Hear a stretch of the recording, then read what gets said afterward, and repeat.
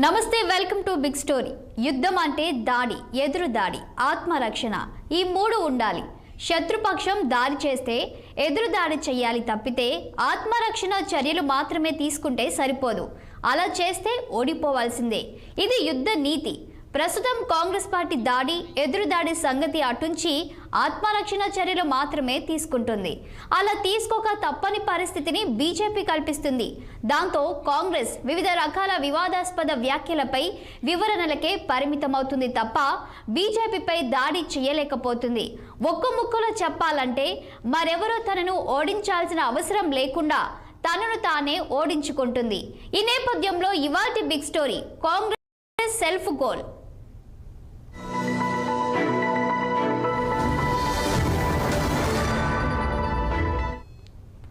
కాంగ్రెస్ 140 ఏళ్లకు పైగా చరిత్ర కలిగిన ఈ పార్టీ ఇప్పటికే నాయకత్వాలేమితో సతమతమవుతుంది. మరోవైపున కొత్తగా వస్తున్న వివాదాలు దాన్ని ఉక్కిరి బిక్కిరి చేస్తున్నాయి. ఒకప్పుడు దేశవ్యాప్త పట్టు కలిగిన ఈ పార్టీ ఇప్పుడు 2-3 రాష్ట్రాల్లోనే పట్టు కలిగి ఉంది. పెద్దన్న హోదాను ఏనాడో కోల్పోయిన కాంగ్రెస్ నేడు పలు రాష్ట్రాల్లో ఉనికి కోసం మైనర్ భాగస్వామిగా ఉండాల్సి వస్తుంది.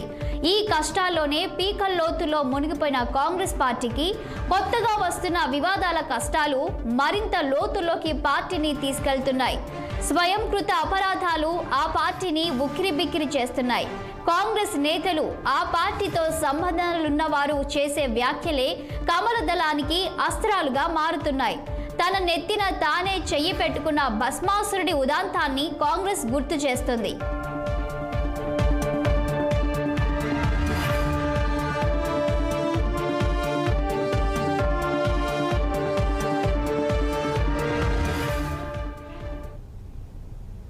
కాంగ్రెస్ పార్టీ తన మేనిఫెస్టోలో ప్రకటించిన ఆస్తుల పునః పంపిణీ విధానం ఇప్పుడు కాంగ్రెస్ కోపముంచుతోంది. మేనిఫెస్టోలో ఇచ్చిన హామీకి అర్థం చెప్పలేకనే కాంగ్రెస్ నేతలు సతమతమవుతుంటే కొత్తగా సత్యనారాయణ్, గంగరాం పిట్రోడా చేసిన వ్యాఖ్యలతో మరిన్ని చిక్కులు ఎదుర్కొంటున్నారు. సత్యనారాయణ్, గంగరాం పిట్రోడా అంటే మరెవరూ కాదు. తాజాగా వివాదాస్పద వ్యాఖ్యలతో కాంగ్రెస్ను ముంచేసి వార్తల్లో నిలిచిన శ్యామ్ పిట్రోడా. ఆయనేమీ అల్లాటప్ప వ్యక్తి కాదు. ఇండియన్ ఓవర్సీస్ కాంగ్రెస్ కు చైర్మన్ కూడా. ఒడిశాలో జన్మించిన శ్యామ్ పిట్రోడా గొప్ప ఆవిష్కర్త కూడా. ప్రముఖ పారిశ్రామికవేత్త. మన దేశానికి జాతీయ నాలెడ్జ్ కమిషన్ అధ్యక్షుడిగా కూడా పనిచేశారు. అంతేకాదు, దేశంలో ప్రసార సాధనాల విప్లవానికి ఆద్యుడిగా కూడా పేరొందారు. దేశంలో కమ్యూనికేషన్ రంగానికి బాగా ప్రభావితం చేసిన వ్యక్తి. అలాంటి వ్యక్తి తాజాగా కాంగ్రెస్ ప్రతిపాదించిన ఆస్తుల పునః పంపిణీపై చేసిన వ్యాఖ్యలు దేశంలో చిచ్చుపెట్టాయి.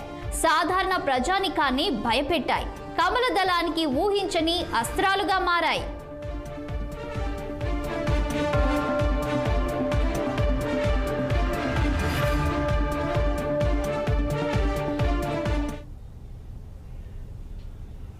కాంగ్రెస్ పార్టీ తన మేనిఫెస్టోలో ఆస్తుల పునః పంపిణీ విధానాన్ని ప్రకటించింది.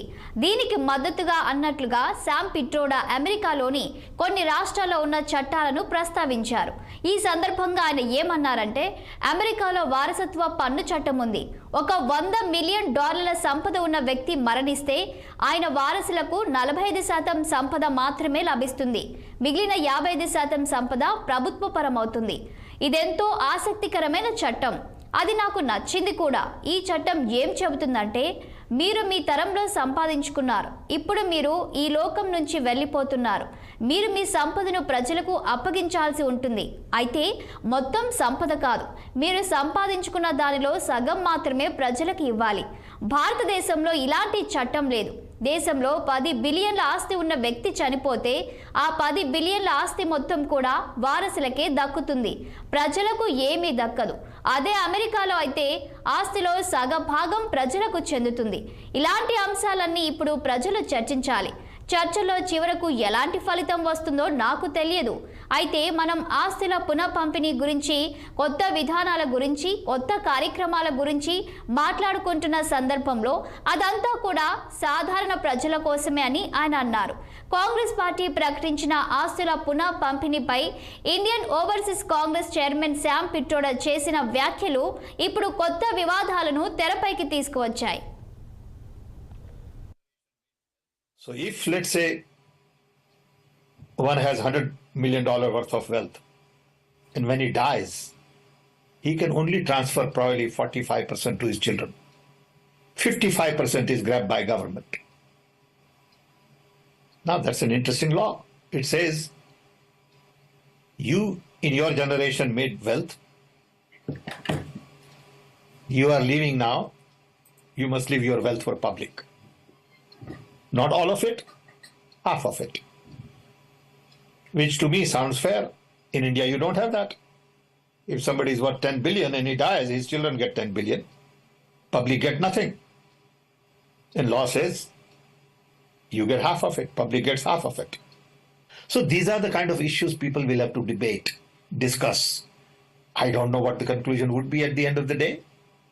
But when we talk about redistributing wealth, we are talking about new policies, new programs that are in the interest of the people and not in the interest of super rich only. So if, let's say, one has $100 million worth of wealth, and when he dies, he can only transfer probably 45% to his children. ఓ వ్యక్తి సంపాదించుకున్న దానిలో సగం మాత్రమే వారసులకు చెందాలని ఈ చట్టం తనకెంతో నచ్చిందని Sam Pitroda చేసిన వ్యాఖ్యలు కాంగ్రెస్ కొంప ముంచేవిగా మారాయి. బీజేపీ నాయకులు వెంటనే రంగంలోకి దిగారు. మోదీ, అమిత్ షా ఇలా ఎంతో మంది నేతలు ఒకరి తర్వాత ఒకరు శామ్ పిట్రోడా వ్యాఖ్యలను విమర్శించారు.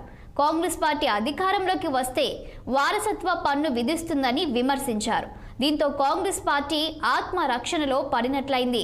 శామ్ పిట్రోడా వ్యాఖ్యలు ఆయన వ్యక్తిగతమని, కాంగ్రెస్ పార్టీకి ఆ వ్యాఖ్యలతో సంబంధం లేదని వివరణ ఇచ్చుకోవాల్సి వచ్చింది. అయితే ఈ వివరణలేవి బలంగా ప్రజల్లోకి వెళ్ళలేకపోయాయి. మరోవైపున బీజేపీ నేతల విమర్శలు మాత్రం ప్రజలను బలంగా చేరుకున్నాయి. ఊహించని ఈ పరిణామం కాంగ్రెస్ కు మింగుడు పడడం లేదు. కాంగ్రెస్ పార్టీ విదేశీ విభాగానికి నాయకత్వం వహిస్తున్న శామ్ పిట్రోడా చేసిన వ్యాఖ్యలపై బీజేపీ అగ్రనేత అమిత్ షా కూడా మండిపడ్డారు. కాంగ్రెస్ పార్టీ రహస్య ఎజెండా ఇప్పుడు బయటపడిందని ఆరోపించారు. అంతేకాదు, సంపద సర్వే అంశాన్ని కాంగ్రెస్ పార్టీ తన మేనిఫెస్టో నుంచి ఉపసంహరించుకోవాలని కూడా డిమాండ్ చేశారు.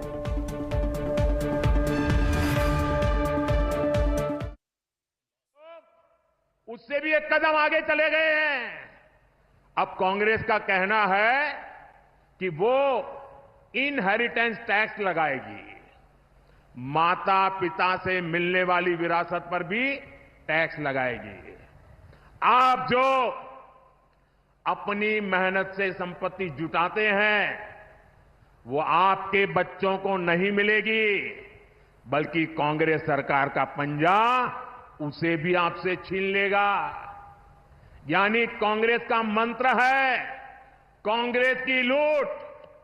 कांग्रेस का मंत्र है कांग्रेस की लूट, जिंदगी के साथ भी और जिंदगी के बाद भी.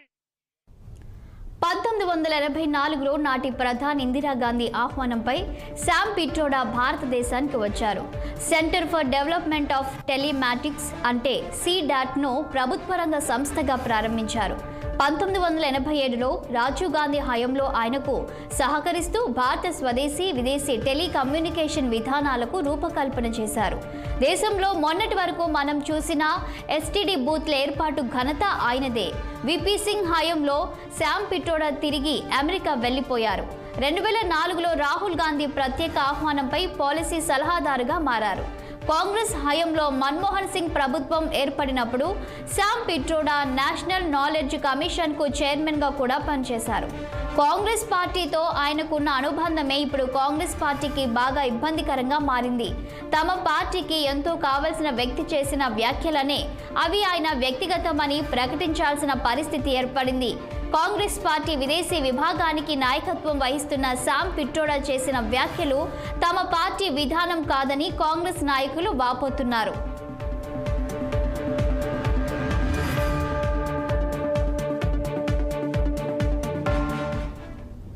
కాంగ్రెస్ ప్రకటించిన ఆస్తుల పునః పంపిణీ విధానంపై రాహుల్ గాంధీ సలహాదారు శామ్ పిట్రోడా చేసిన వ్యాఖ్యలపై ప్రధాని మోదీ విరుచుకుపడ్డారు.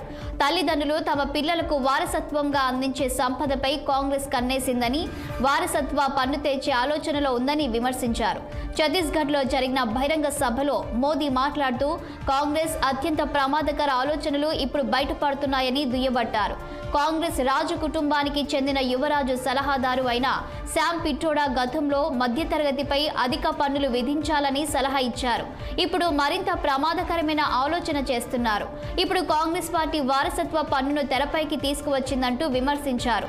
మీరు కష్టపడి సంపాదించిన సొమ్ము ఇకపై మీ పిల్లలకు దక్కదు. మీ సంపదపై కాంగ్రెస్ పార్టీ కన్నేసింది.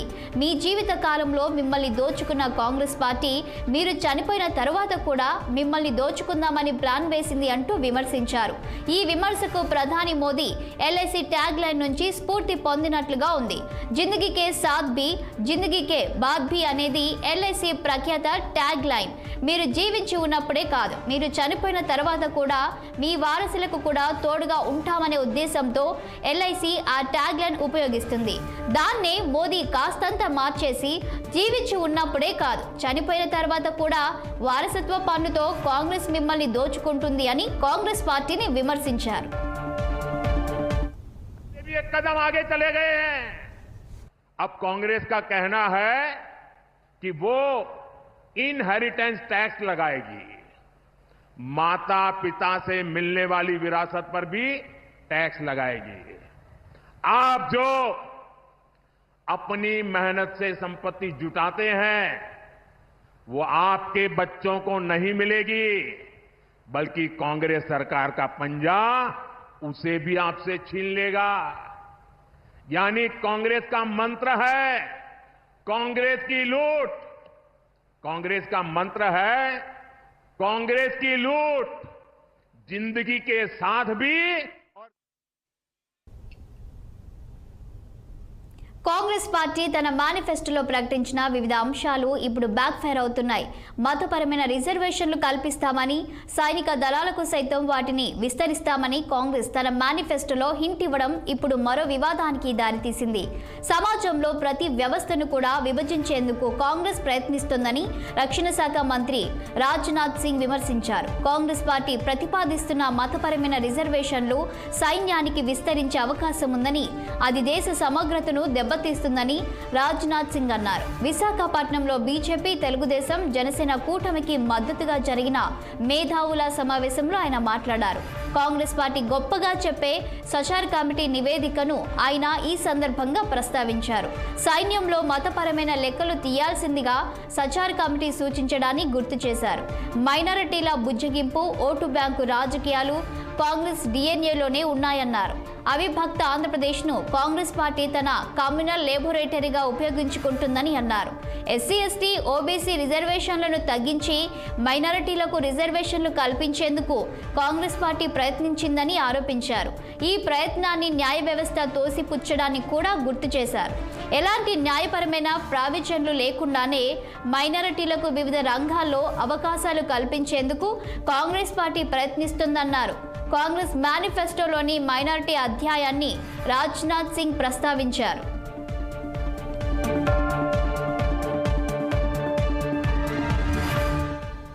ప్రధాని మోదీ సైతం కాంగ్రెస్ పార్టీ ప్రతిపాదిత మైనారిటీ రిజర్వేషన్లపై మండిపడ్డారు. ఎస్సీ, ఎస్టీ, ఓబీసీ రిజర్వేషన్లను తగ్గించి మైనారిటీలకు ఆ రిజర్వేషన్లను ఇచ్చేందుకు కాంగ్రెస్ పార్టీ ప్రయత్నిస్తుందన్నారు. 2004 నుంచి 2010 దాకా 4 దఫాలు అవిభక్త ఆంధ్రప్రదేశ్లో కాంగ్రెస్ తన పథకాన్ని అమలు చేసేందుకు ప్రయత్నించిందని విమర్శించారు. సుప్రీంకోర్టు అడ్డుకోవడంతో కాంగ్రెస్ కుట్ర అమలు కాకుండా పోయిందన్నారు. 2011లో కాంగ్రెస్ పార్టీ దేశవ్యాప్తంగా మైనారిటీ రిజర్వేషన్లను వర్తింపజేసేందుకు ప్రయత్నించిందని మోదీ అన్నారు. ఎస్సీ, ఎస్టీల నుంచి కాంగ్రెస్ లాక్కున్న మైనారిటీ రిజర్వేషన్లను రద్దు చేయడమే మేం చేసే మొదటి పని అని అన్నారు. కాంగ్రెస్ పార్టీ ఎక్కడ అధికారంలో ఉంటే అక్కడ హనుమాన్ చాలీసా పఠనంపై ఆంక్షలు ఉంటాయన్నారు. రామనవమి ఊరేగింపుపై రాజస్థాన్లో రాళ్లు రువ్వడాన్ని కూడా ఆయన ప్రస్తావించారు. బీజేపీ అధికారంలో ఉంటే హనుమాన్ చాలీసా గాని ఊరేగింపులు గాని ప్రశాంతంగా జరుగుతాయన్నారు.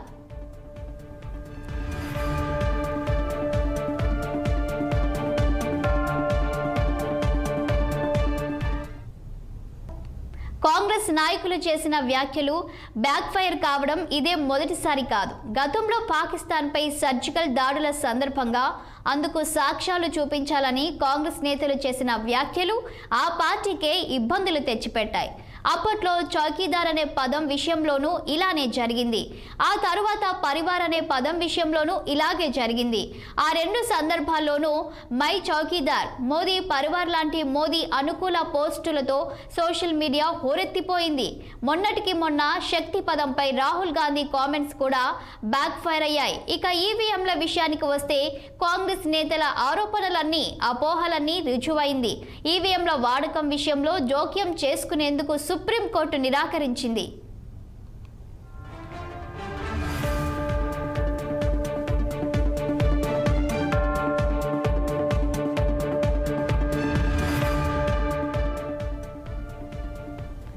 మొన్నటికి మొన్న అదానీ గ్రూప్ పై రాహుల్ గాంధీ తీవ్రమైన ఆరోపణలు చేశారు. కాకపోతే కాంగ్రెస్ పార్టీ అధికారంలో రాష్ట్రాల్లో అక్కడి ప్రభుత్వాలు అదానీ గ్రూప్ తో ఒప్పందాలు చేసుకోవడం విశేషం.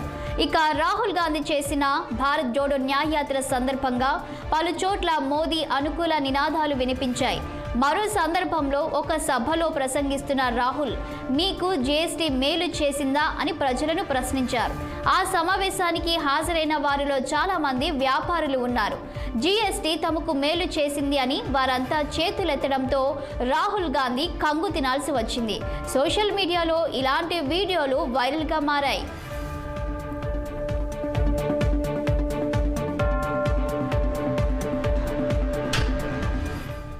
చేతి వరకు వచ్చిన విజయాన్ని కాలితో తన్ని దూరం చేసుకోవడం కాంగ్రెస్ కు కొత్తేమీ కాదు. 2007లో గుజరాత్ ఎన్నికల సందర్భంగా అక్కడ కాంగ్రెస్ విజయం ఖాయమనే పరిస్థితి ఉండింది. సరిగ్గా ఆ సమయంలో కాంగ్రెస్ పార్టీ అధ్యక్షురాలిగా ఉన్న సోనియా గాంధీ మోదీని మౌత్ కా సౌదాగర్ అంటే మృత్యు బెహరీ అంటూ విమర్శించారు. అప్పట్లో మోదీ గుజరాత్ సీఎంగా ఉండేవారు. సోనియా గాంధీ చేసిన ఆ విమర్శ బీజేపీకి బ్రహ్మాస్త్రంగా మారింది. పార్లమెంటుపై దాడి చేసిన వారిని కాపాడేందుకు కాంగ్రెస్ ప్రయత్నిస్తుందంటూ బీజేపీ ఎదురుదాడి చేసింది. అంతేకాదు 182 సీట్లు ఉన్న గుజరాత్ అసెంబ్లీలో బీజేపీ 117 సీట్లు గెలుచుకుంది. చేతికి అంది వచ్చిన విజయాన్ని కాంగ్రెస్ తన విమర్శలతో దూరం చేసుకుంది.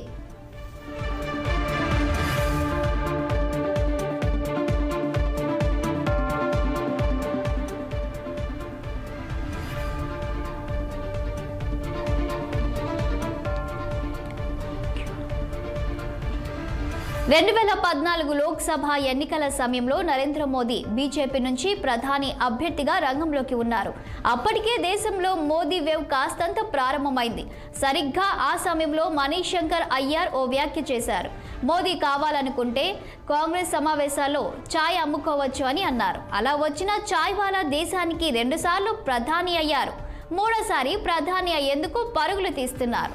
ఈ విధంగా ఛాయ్ వాలా కామెంట్ కూడా కాంగ్రెస్ కు బ్యాక్ ఫైర్ అయింది. ఆ తరువాత అది ఛాయ్ పే చర్చకు కూడా దారితీసింది. నాటి ఎన్నికల్లో బీజేపీ ఘన విజయం సాధించింది. బీజేపీ సొంతంగా ప్రభుత్వాన్ని ఏర్పాటు చేయడం అదే మొదటిసారి.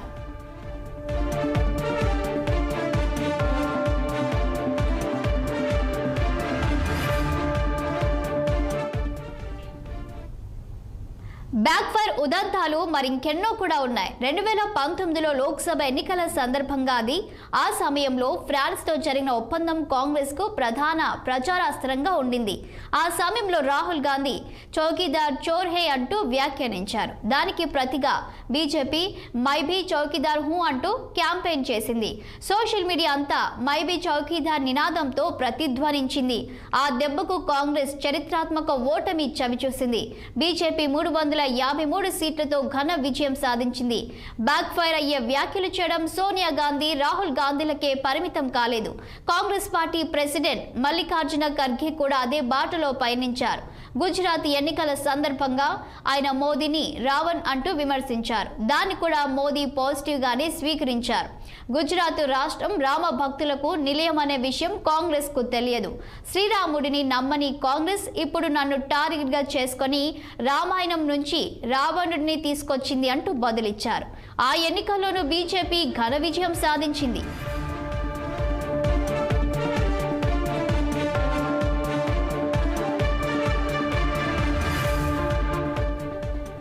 మొత్తం మీద ఒక విధమైన ఫ్రస్ట్రేషన్తో కాంగ్రెస్ నాయకులు చేస్తున్న వ్యాఖ్యలు బీజేపీకి వరంగా మారుతున్నాయి. నిజానికి కాంగ్రెస్ పార్టీకి ఇది మాత్రమే సమస్య కాదు, అసలు సమస్య మరొకటి ఉంది.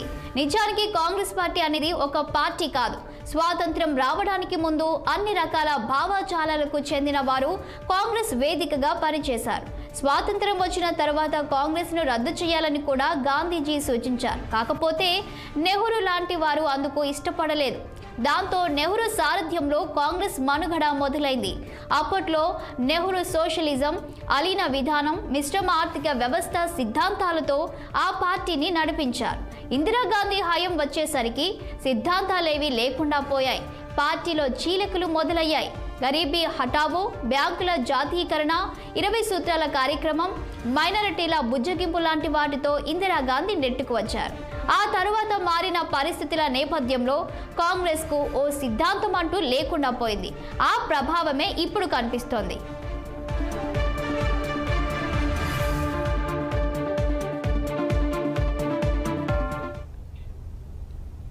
ఒకప్పుడు దేశభక్తి అనేది కాంగ్రెస్ పేటెంట్ హక్కుగా ఉండింది. జాతీయవాదం అంటే కాంగ్రెస్ వాదం అన్నట్లుగా ఉండేది. ఇప్పుడు ఆ రెండు బీజేపీ సొంతమైపోయాయి. కాంగ్రెస్కు ఓ సిద్ధాంతం, ఓ భావజాలం అంటూ లేకుండా పోయింది. సాఫ్ట్ హిందుత్వతో ఉండాలా, లేదంటే మైనారిటీల బుజ్జగింపు ధోరణితో ఉండాలా, యాంటీ హిందూగా ఉండాలా లాంటి విషయాల్లో ఎటూ తేల్చుకోలేకుండా పోయింది. ఒక్కో ఏడాది ఒక్కోలా రంగులు మార్చడం మొదలైంది. చివరకు ఎవరు ఆ పార్టీని నిలకడగా నమ్మే పరిస్థితి లేకుండా పోయింది. ఎస్సీ, ఎస్టీ, బీసీ, మైనారిటీ సాంప్రదాయక ఓటు బ్యాంకులను కోల్పోయింది.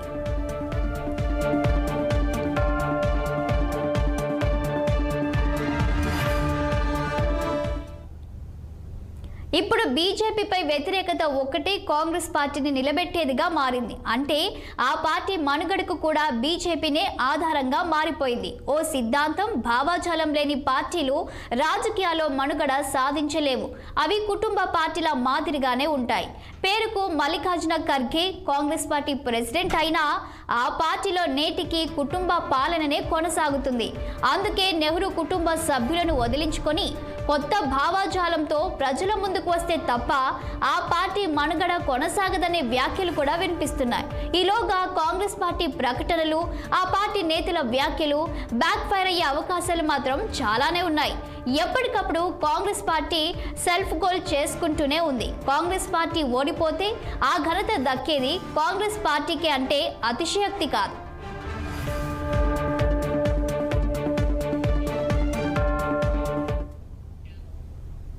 ఇది వాల్టి బిగ్ స్టోరీ. మరో ఎపిసోడ్లో మళ్ళీ కలుద్దాం. కీప్ వాచింగ్ 6 టీవీ, సామాన్యుడి ఆరోపణ.